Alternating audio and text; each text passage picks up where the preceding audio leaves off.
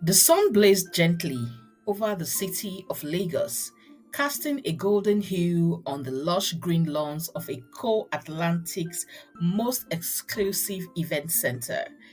It was the kind of wedding every young girl dreamt of.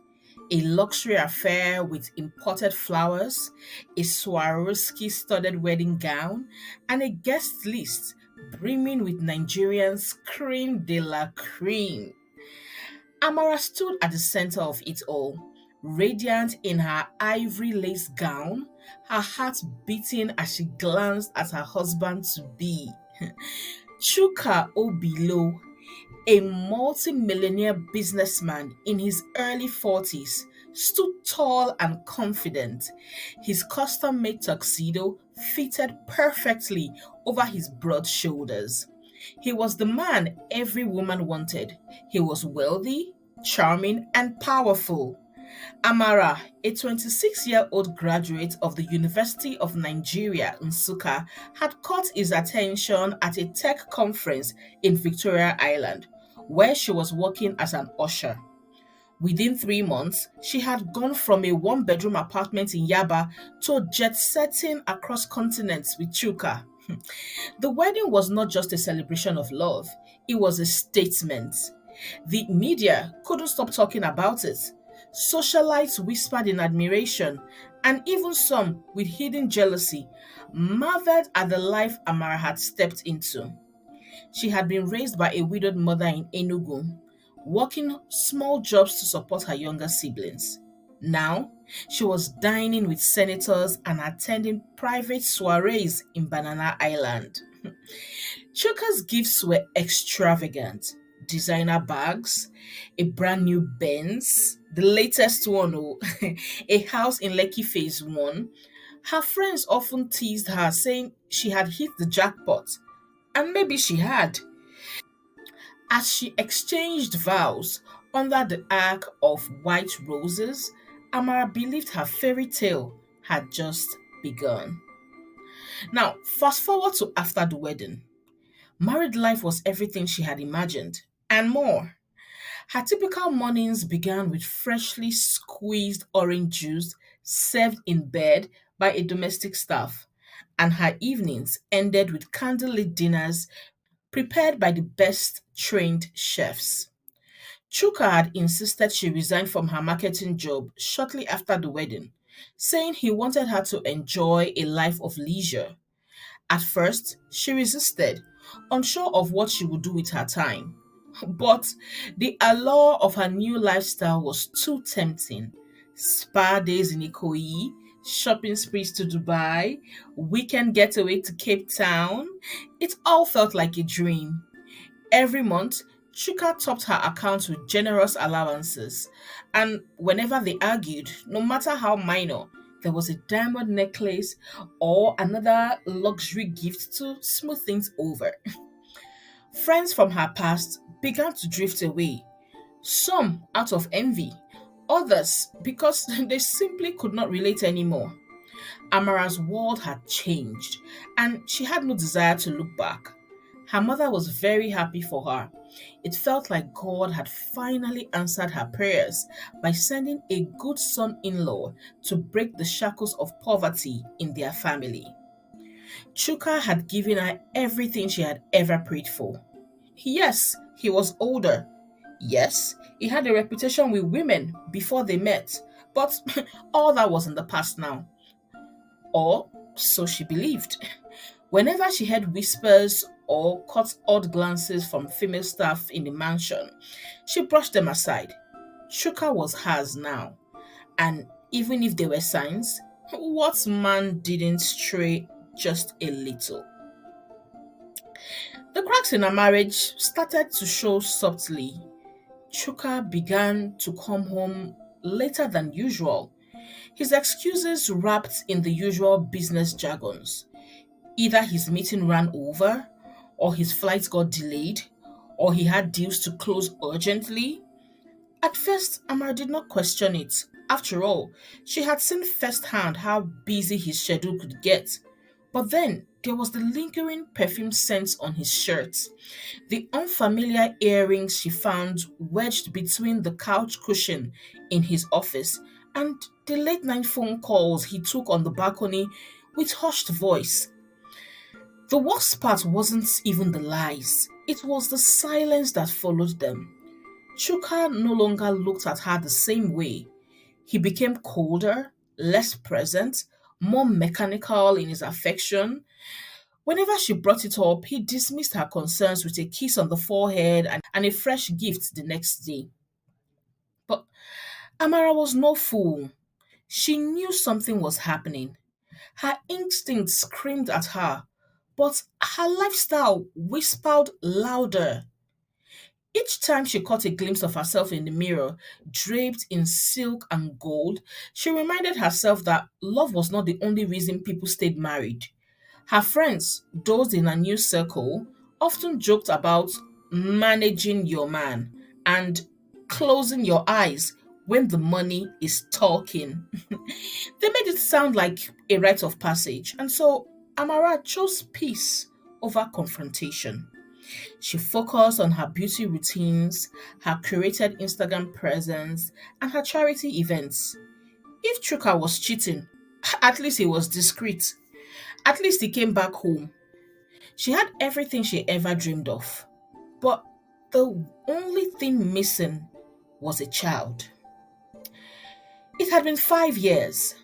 5 long years of ovulation tracking, fertility treatments, and teary visits to specialists from Abuja to London. The doctors always said the same thing: everything looks fine. Keep trying.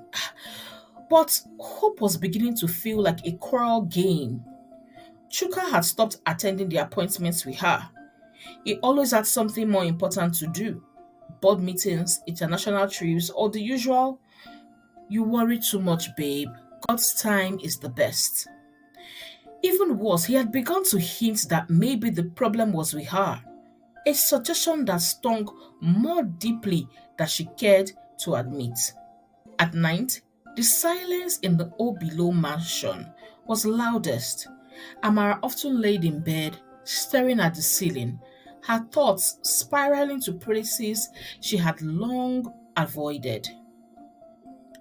One quiet evening, as the rain tapped softly against the windows, Amara sat in the dark lit room, holding an old photo album in her hands. She hadn't touched it in years. Buried within its pages was a picture of her and Tolu, her university sweetheart. Tolu had been everything Chuka wasn't. He was simple, attentive, and madly in love with her. He would send her handwritten letters, show up at her hostel with Suya and Zobo, and talk for hours about building a future together. He wanted to move to Canada after NYC and had begged her to come with him. But she had said no. She was chasing stability. She didn't want to struggle. Tolu had cried the day she left him for Chuka. "I will never be able to compete with someone who buys love," he said, his voice breaking. She had buried that memory under years of luxury. But tonight, in the stillness, it returned with painful clarity. She wondered if Tolu had found someone who deserved him, someone who didn't trade money for love. Did he have children now? Did he ever think about her? 6 months later, Amara woke up one morning feeling nauseous and lightheaded. Her body felt very different. At first, she assumed it was stress or maybe food poisoning from the seafood platter she had indulged in the night before. But when the symptoms lingered and her period was a week late, she finally took a test. She stared at the two pink lines on the pregnancy strip for nearly 10 minutes. Her hands were trembling. Tears filled her eyes. Tears of shock, of joy, of long buried hope, crawling its way back to the surface. She screamed so loud that the housekeeper ran into the room in panic. That night, she cooked for the first time in months, preparing Chuka's favorite egusi soup. When she served him and broke the news, his expression was a mix of shock and happiness. He smiled, lifted her up, and spun her around. Amara had not seen this part of him in a long time. She was happy to finally have her man back, but her joy was cut short when his phone rang. He stepped away to take the call and ended up spending that night outside their home. Amara lay alone in bed that night, happy about her pregnancy, but also thinking about Chuka. She hopes that this pregnancy will bring them closer and rekindle their relationship. But a part of her feared she was on her own. As the pregnancy progressed, Amara did everything by the book. She hired the best OBGYN in Lagos, attended prenatal yoga sessions in Ikoyi, and devoured every parenting blog she could find. For the first time in years, she felt a sense of purpose that went beyond wealth and appearances. But just as she was beginning to embrace the new chapter, a routine antenatal visit threw her into chaos. Her doctor, a soft spoken woman in her 50s, frowned slightly as she glanced at the lab results. Mrs. Obilo, she said gently, we have noticed something in your blood work. Have you noticed any rash on your body? As well as headaches, fever, joint pain, maybe sore throats and mouth sores? Amara hesitated and then she answered, yes, but should I be worried? Aren't those normal with pregnancy? The doctor took a deep breath and said, I'm sorry, madam, but your blood work shows you have tested positive for HIV. Amara blinked. The words sounded distant, like they were meant for someone else. That's not possible, she whispered, shaking her head. Run it again. There must be a mistake. The doctor nodded solemnly and assured her that they would confirm with further testing. But deep down, Amara knew. She knew exactly where it had come from. And now, it wasn't just her life at stake, it was her child's. The next couple of days were a blur of confusion, anger, and dread. Amara barely ate. She barely slept. She sat by the window of her tastefully furnished bedroom, watching the gardener trim the hibiscus plants as if nothing had changed. But everything had changed. The second test confirmed what she already knew. She was HIV positive. Her world, once coated in gold and wrapped in the scent of imported perfumes, now smelt like antiseptic and despair. The doctor had explained that with proper treatment, the baby could be born HIV negative. But Amara couldn't hear past the guilt pounding in her chest. She had spent years trying to bring a baby to this world, and now she finally did. The joy was wrapped in fear. She waited 2 full days before confronting Chuka, who had been on his usual business trips. As he walked into the living room, like he always did, tossing his car keys on the table and loosening his tie, we need to talk, she said, her voice steadier than she felt. He looked at her and nodded slowly, as if he already knew. I am pregnant, Chuka, and I have tested positive for HIV. For a moment, his expression didn't change. Then he sighed deeply and sat down, burying his face in his hands. "Eh, Amara, I I didn't know," he murmured. But she could see it in his eyes. He knew. He had known all along. He just didn't care. How long? She asked. How long? Her voice cracking. How long have you been putting me at risk? He couldn't answer. The silence between them was louder than any scream. For the first time in years, Amara wished she had said yes to a struggling man with dreams who had shown her love and kindness instead of marrying one whose wealth masked his poison. It wasn't like she didn't know he was cheating, but she was so desperate for a child, she couldn't bear to use a condom with her husband. Besides, he never really admitted to it. He always told her not to worry. He always kissed her on the forehead and bought her a gift. She didn't imagine he would have HIV. If you have enjoyed this video so far, do not forget to give us a thumbs up, drop a comment, subscribe, and share the story. Now, let's go back to the story. She went up to her room and wept bitterly. She made up her mind to be strong for her baby. Then she promised herself that she would not let this poison drown her. She must survive this for herself and her child. In the days that followed, Amara wore strength like a mask. From the outside, she was still the stunning wife of Chuka Obilo, the woman with perfect nails, a curated smile, and designer maternity wear. But behind closed doors, her world was crumbling. She avoided calls from friends and even her mother, unsure how to explain the storm she was drowning in. When she finally mustered the courage to call her doctor, the first thing she asked was, "Can I still have a healthy baby? Doctor, promise me my baby will be okay."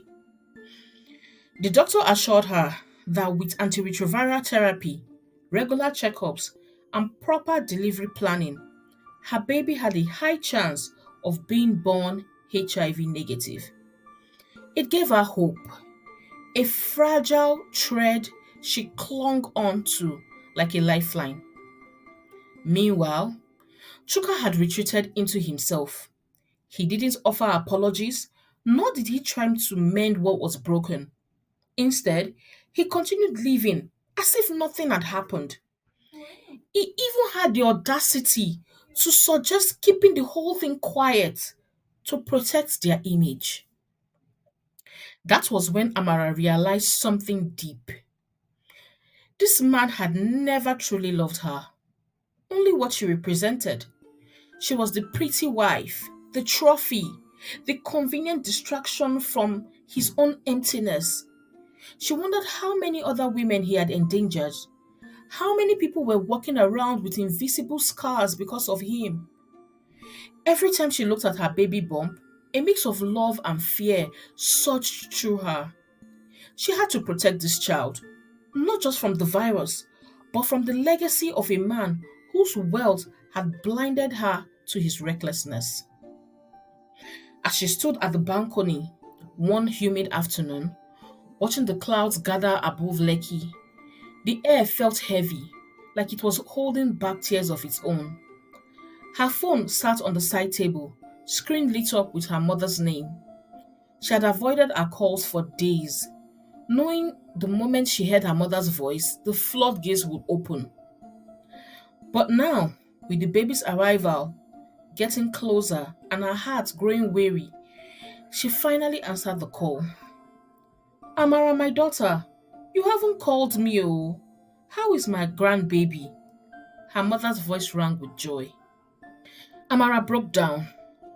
Between sobs, she told her everything about the cheating, the HIV, and her fear that her baby might suffer for choices she didn't make. Silence, then a long sigh. "Amara, na this kind thing I dey fear since o. That man, that your husband, I never fully trusted him." Amara waited, expecting her mother to say, "Come home," or "Leave him," but instead, she heard something else. "Amara, you see my pikin, life no be black and white o. If you leave am now, How you wan take manage with belle and HIV? Nigeria no easy o. Make we think am well. Amara felt wind knock her out. So, Mama, you are saying I should stay? I no say make you stay o. Her mother continued. I say make you plan. Use your head. Now more than ever. Don't let pride carry you from frying pan enter fire. Protect yourself. Protect your child. It wasn't the answer Amara wanted, but it was the truth only a mother could say. And as she hung up the call, Amara felt the weight of a decision that could no longer be postponed. The question wasn't about whether she would leave, but how. Gradually, she began to plan her exit in silence. She didn't shout, she didn't throw things, she didn't cuss Chuka out like a scene from a Nollywood film. Instead, she started saving, quietly moving money from her allowance to a separate account. She joined a support group of HIV positive mothers in Surulere. These women became her anchor, women who had been betrayed, abandoned, yet still stood strong for their children.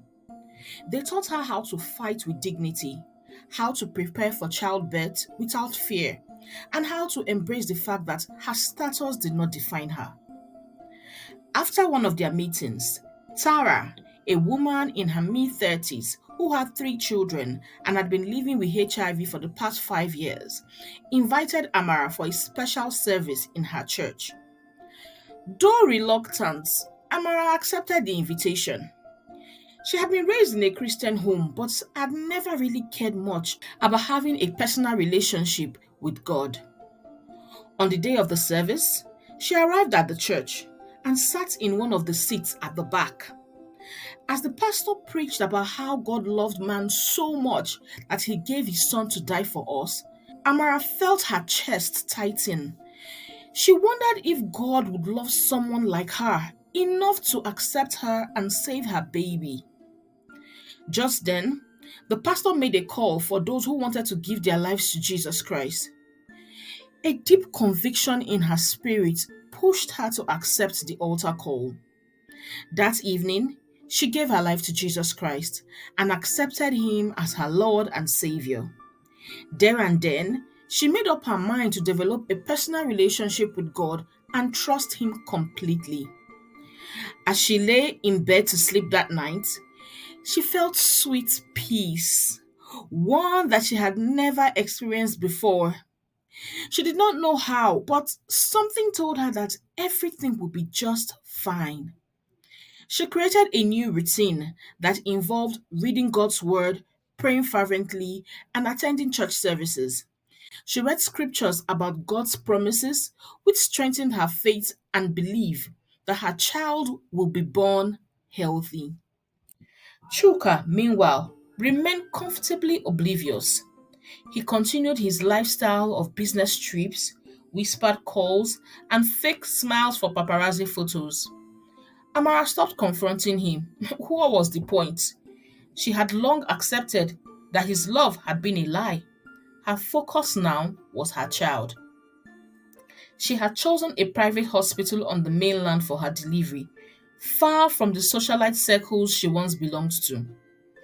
One night, as she packed a small suitcase with her hospital items, she looked around the house she once called a dream. All the gold accents, the expensive paintings, the glistening marble floors, they no longer meant anything to her. She had come into this life chasing comfort, but now she realized that comfort without safety, without love and kindness, was just another kind of prison, and she was ready to walk out of it. A few days later, Amara gave birth to a baby girl with soft curls and her father's dimples. It was a roller coaster due to the complications she experienced, but she was thankful to God for seeing her through. After what felt like forever, the doctors finally confirmed that the baby had tested negative for HIV.